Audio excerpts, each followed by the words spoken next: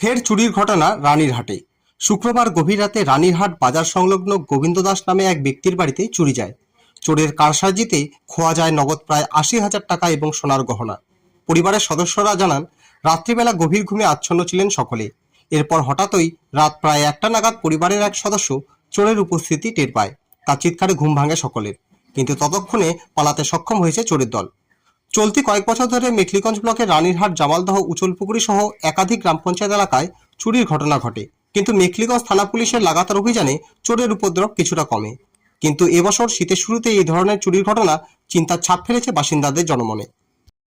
একটার সময় তখন আমার ভাবতে ঘুম থেকে উঠে বাইরে যাচ্ছে, বাথরুমে যাবে, তখন বলতেছে যে চোর আসছে আমাদের ঘরের সামনে।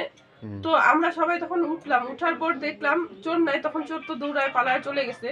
৪-৫টা দেখে এসে আমরা দরজাটা ভিতর দিকে লাগায় দিয়ে তারপর শুইছি। তারপর তো রাত্রে কি হয়েছে আর কিছু বলতে পারি না।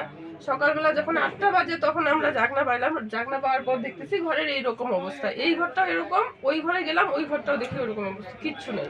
কি খোয়া গেছে?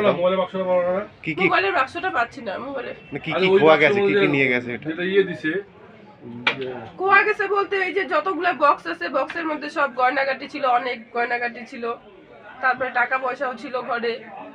মানে কতগুলো নিয়ে গেছে টাকা পয়সা বা গয়নাগাটি? টাকা পয়সা কত হবে, 50-60 হাজার টাকা হবে, আর জিনিস তো প্রচুর প্রচুর জিনিস, মোটামুটি 200 গ্রাম 250 গ্রাম হবে ওরকমই হবে।